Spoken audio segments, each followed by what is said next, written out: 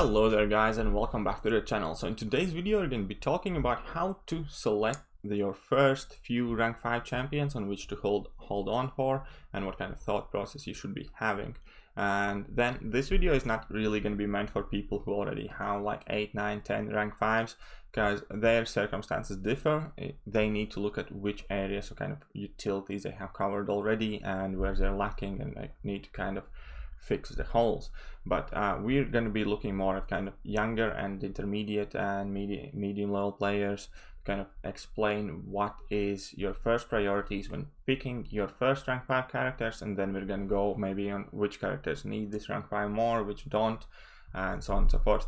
So first of all, first things first, what you want from your first rank 5 character is you want that character to be able to compete in majority of the game modes and actually help you in majority of the fights. Like, we want to stay away from niche type of characters. For instance, definition I think of a niche type character would be Symbiote Supreme. Now, Symbiote Supreme is a great rank 5 champion to have for many people. He's an amazing champion. He's on top of many people's tier lists. He's one of the best Mystic champions, for instance. He's fairly specific.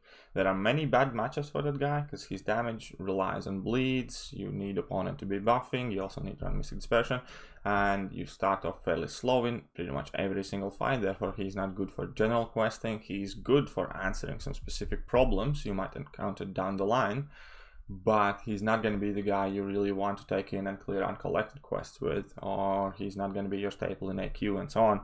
So Symbiote Supreme is like a definition of character that is great, but is definitely not a good pick for your first rank 5 champion.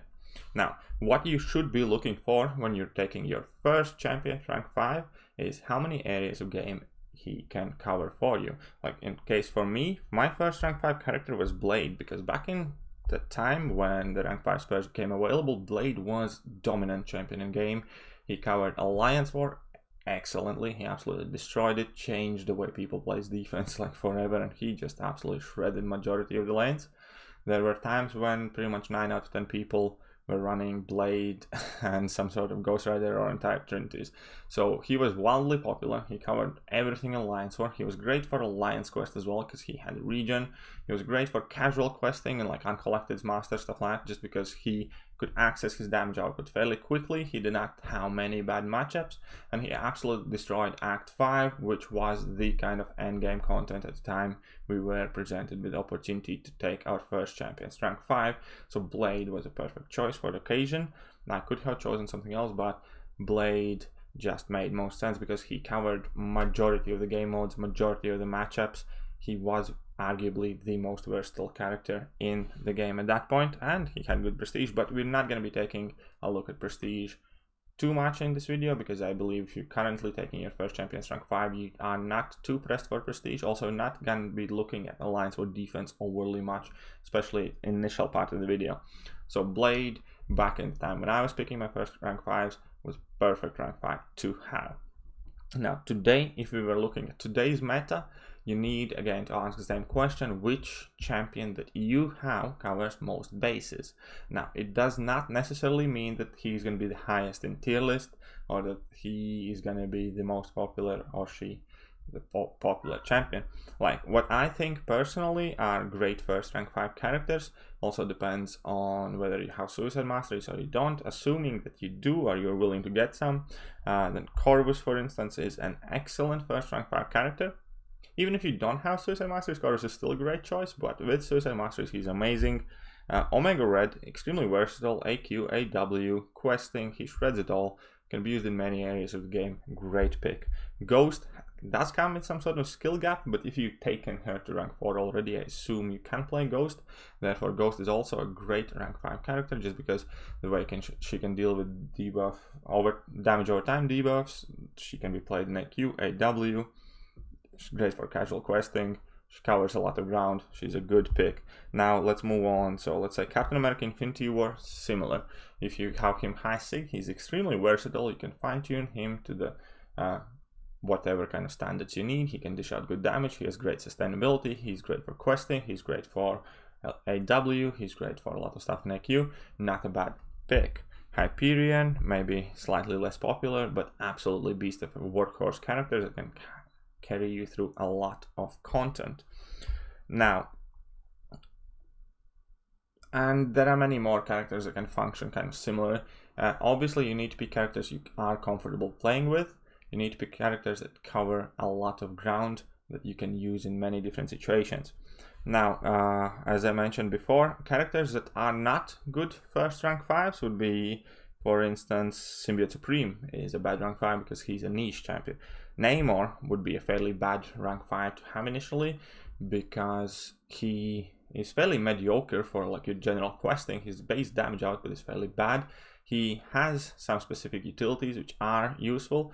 However, for like your general questing, for like your regular fights in AQ, for your uncollected, he's not going to be the champion that you want to generally bring in to close in fights quickly. If you happen to have Namor, great, you can leave him at rank 4 and he's still going to have all that utility which you need for utility fights. For your first rank 5, you're looking for basically a character that will help you steamroll majority of the fights and still help you in the harder of the fights. Namor can help you in the harder fights. He's not going to be the champion that steamrolls majority of the fights for you, so in my opinion he's not a great pick for your first rank 5. And then you also need to be kind of wary of which characters really need that rank 5 and which are still perfectly capable of performing in the highest levels of the game at rank 3 or rank 4.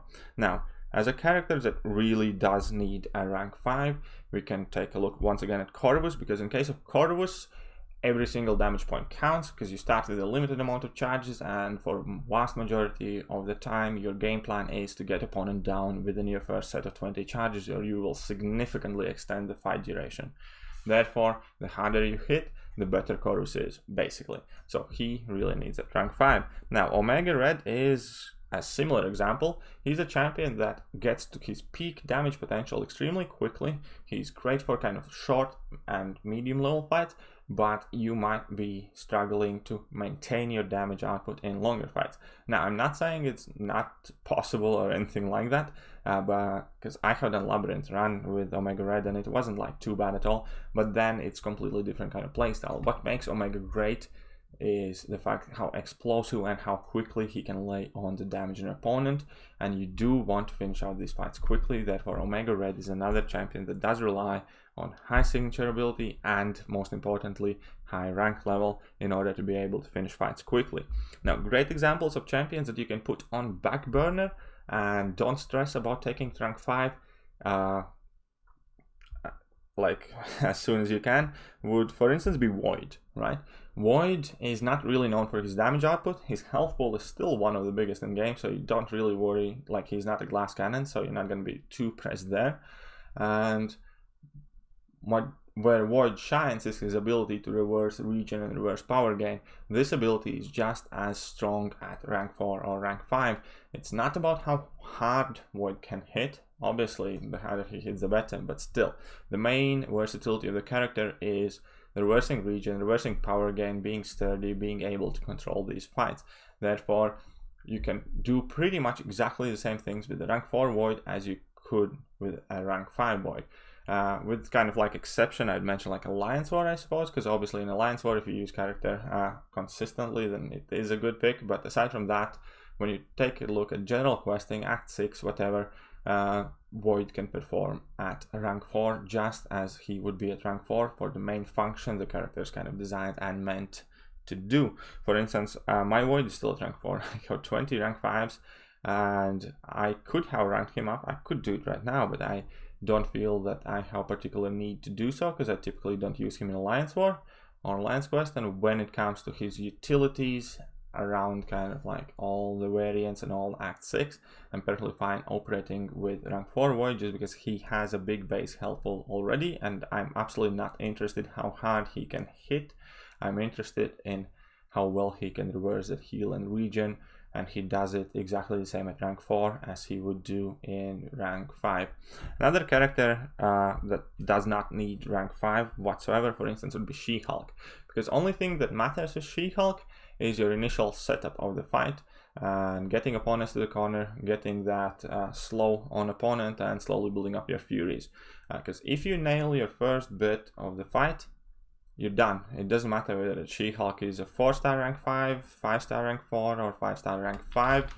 Typically, the fight is going to look exactly the same for all of these characters at different strength levels. Only the length of it will differ slightly. However, once you have got an opponent under control in a corner, throwing special attacks, cooperating, it really doesn't matter all that much how hard you're punching, because your damage output is going to ramp up anyways. So She-Hulk, for me, I rank her up just because I use her in Alliance War as well, and obviously Alliance War is kind of like an exception where logical rank ups often go out of the window, just because you want to have every single point of advantage and character ranked up as high as you can. And I like She-Hulk, and I am in a position where I can take fine rank ups, but however, She-Hulk's definitely pick of a champion that does not need a rank 5. She's going to be able to perform at rank 3 and rank 4 almost as good as she could at rank 5, just because of the way she ramps up her damage and controls the fight. Now, another champion, for instance, that does not really need that rank 5 would be Medusa, especially if you use Medusa for her primary use as dealing with robots, because once, like, Medusa is great questing champion. If you low play Medusa, that's perfectly fine, take her to rank 5 and then her damage output there will matter. However, for me, because I have a wide diverse roster, Medusa has taken a bit of a backseat, and I primarily use her to deal with some annoying robot champions like Sentinels, Labyrinth of Legends, Ultrons and stuff like that. And for that purpose, she absolutely does not need to be rank 5. She can do that just as well at a rank 4, because once you have got an armor shatter on opponent, they gain no power, they have no ability accuracy. It doesn't really matter whether you have to take in extra 20 or 30 hits, because fight is already sealed and under your control. So those are kind of like examples of characters that do rely on their damage output and how quickly they can close out the fights, versus the characters that rely on their abilities and they offer their kind of versatility on that, where they do not necessarily need to be rank 5. Now, once you have taken up your first character, be that Domino, be that Omega, be that Corvus, be that Ghost, be that Hyperion, or whoever you want to add to your versatility kit. You want to start looking at the characters who do what you are struggling with, whether that might be power control. For instance, if your first rank 5 is Domino, you have somebody that covers a lot of damage, right, that can explode, clear a lot of quests, but you have no immunities and you have no power control, and you don't have some other things like ability to deal with regen and stuff like that. So once you have ranked up your Domino, you need to start thinking what characters you have that offer you piece of utility that will be relevant for endgame content. For instance, if you're struggling with power control, Magic can be a great second rank 5 champion. I think Magic was my second rank 5 champion as well, just because she covered some aspects where Blade didn't work so well. Blade destroyed so many different champions, but when it came to dealing with, let's say, Hyperions or like some mega beefed up power gain nodes, stuff like that, he wasn't all that great. So I was looking in direction of power control and I picked Magic. I had Stark Enhanced Spider-Man, I had different champions who are arguably or are not better than Magic, but I was trying to fill kind of pieces of utility that I was missing in my kit, so Magic went up then and there. And yeah, once again, I personally believe Magic is a great champion and one of the best in game, but even if she wouldn't have been, because of the fact that I needed power control, she was like my clear-cut choice for my second rank 5. Now with my like next rank 5s, I need to start looking for utility. For instance, in that point, if you have ranked up Domino and Magic, you have great amount of damage, you have great power control, but you have no immunities to anything. And then you need to start looking either at stuff like Sentinel, because he's double immune character. Maybe Iceman could be something that goes to help you with. Even though you might have better champions than that Iceman, arguably, you want to kind of extend your kit of what you can deal with at the highest levels. Obviously, rank 4 Iceman is still an immune champion you can use. However, you want to kind of cover these base grounds at the highest ranked up level as you can. Therefore, Iceman would be again a great example of a champion that you can pick as a second or third rank 5 option for your account, because at that point you're basically covering power control, you're covering damage, and now you're also starting to cover immunities, because Iceman is immune to bleed, poison and incinerate, and he can tank level 3s, which is additional piece of utility, and help you against the wave champions. And that is how you kind of build your kit for your first 4-5 rank 5 champions. Now let's say if you have 3 already, you have Iceman, you have Magic, and you have Domino. What is your next kind of option to go to? You won't be able to bypass evades well, for instance, or auto blocks. Then you want to be looking at champions that have true strike or true accuracy, right? Or ability accuracy reductions and stuff like that. So that is how you should be building your rank up choices. It's not always necessarily going for the flashier champion or the best champion in game, or whoever you enjoy playing with the most. Okay, whoever you enjoy playing with most is important. That also definitely comes as a factor, but you should definitely be looking at what pieces of utility and what kind of overall rounded kit you are missing when you're picking your rank 5 champions, and then make educated decisions based on that. Now, another important thing that I do believe is that initially, as you start playing, do not take 6-star champions to rank 2, because TF5Bs are scarce, and 6-star champion to rank 2 means you're going to be spending an extra TF5B, so you can basically swap 3 rank 5 5-star characters for 2 rank 2 6-star characters. Now, there are some exceptions to that. If you happen to have like a great 6-star character and your 5-star roster and options suck, obviously go for the 6-star one. Do not rank bad champions just because they're cheaper. But still, you do need to be careful which champions you take up. You need to pick the ones that do not rely on their signature ability or their signature abilities level all that much, because it's going to be a long time before any of us really can max out 6-star champions. Therefore, taking out stuff like Omega Red Sig 20 to rank 2, even if he's duped, it's still not a great idea, because a 5-star rank 5 Sig Omega is simply going to outperform him like it's nobody's business. Champions you want to take out that can function are well without a high signature level. But yeah, I think that would kind of more or less cover. So once again, first of all, you're looking for as much game modes and as much utility as you possibly can find in a character, and you want this character to be kind of easy playable, easy champion for majority of the content in the game. You want it to be able to finish up the fights relatively quickly, and you definitely want to be able to use it in questing, Alliance Quest, Alliance War, wherever you might have to. Second, you want to kind of check that character's strengths are reliant on their attack power. Like Void, in my opinion, is a bad first rank 5 choice, just because a rank 4 Void likely will do just as well for you for most part, and some other champions need it more. And then once you have taken your first champion to rank 5, once again, you want to start covering pieces of kind of kit you are missing. You want to have well-rounded a ranked roster, and you want to be able to deal with basically as many situations as the game presents you. For instance, let's take a look at my rank 5. So Phoenix is a prestige rank up, fine, whatever. Captain Marvel's ranked up champion, great for casual questing, great damage output. She is immune to everything for 12 seconds, so if I can kill something fast, I have immunities for everything, and she is also basically poison immune by herself. Corvus is bleed shock immune, deals great amount of damage. Then we have Namor, who deals with fun and interactive damage, some interesting nodes, can explode into burst damage, but that is kind of least of his abilities that I'm concerned about. I ranked him up because of prestige and his ability to deal with fun and interactive nodes. Now Sabretooth was ranked for Alliance War defense largely.